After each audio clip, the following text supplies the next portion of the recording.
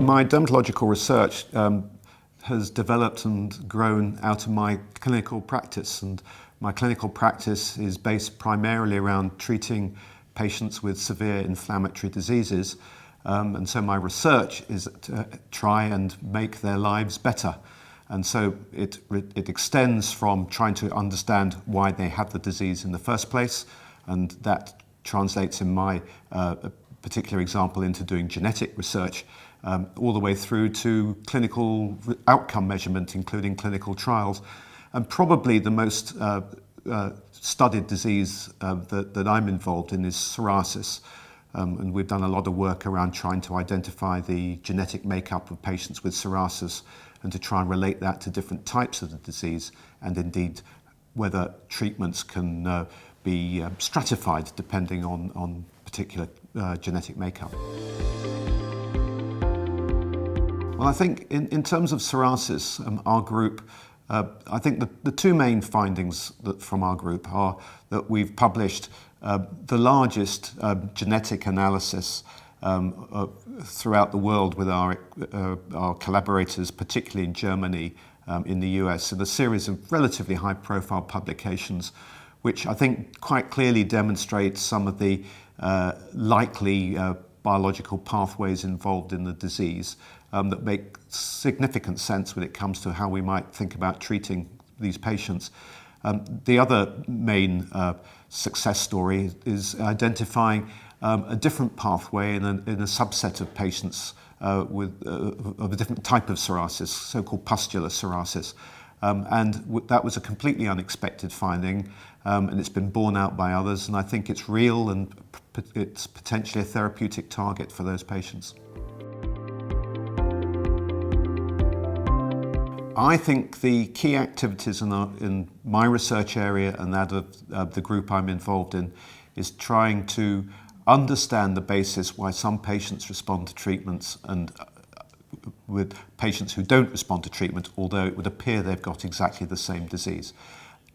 We will need to do this in an integrative way, not just looking at genetics, but looking at pharmacology outcomes, immunological outcomes, and this would mean sampling patients, not just their DNA, but their serum, skin biopsies, and integrating the data. So I think some people refer to this as big data analysis, and that's kind of where I think our work will be going over the next 5 years.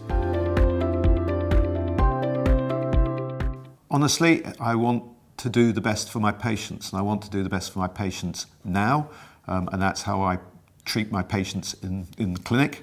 But I have to recognize that medical advance is needed to help patients in the future, and the two go hand in hand. There's a lot of evidence that patient outcomes are better in units where they do research, and I think that's what we do and what I want to do.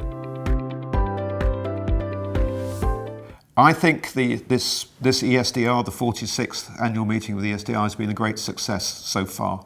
I think people have very much enjoyed this venue, and many of us like the idea that we're back in an academic setting rather than in a commercial area.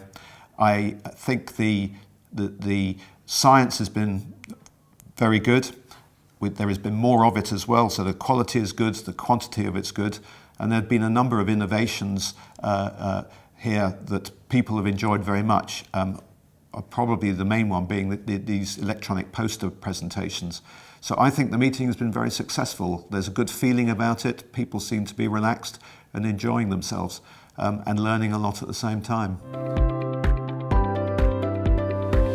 Well, it means an awful lot, and it's very interesting the number of people from outside Europe who come to this meeting, and what's somewhat surprising is, for example, a number of Japanese scientists who come to this meeting and present their work. In fact, I think something like the second most abstracts come from Japan out of all of them, which is extraordinary and wonderful.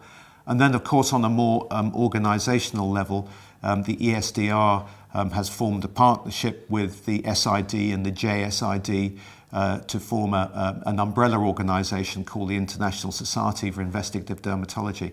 And I think that demonstrates very clearly the international collegiality and friendship that goes on between our societies and indeed members of them. The future of the ESDR is, I think, very bright, and I think a number of factors, having a robust office now, being in a better financial situation, is allowing us to explore more strategic goals that we may wish to undertake in the future.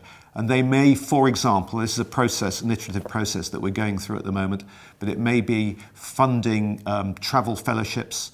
It may be even funding research. It may be organising more educational activities and expanding our reach into places like former East Europe, where perhaps dermatological research is not as thriving as it is on the other side of Europe. These are all things that we want to do, and we just need to how to do it strategically.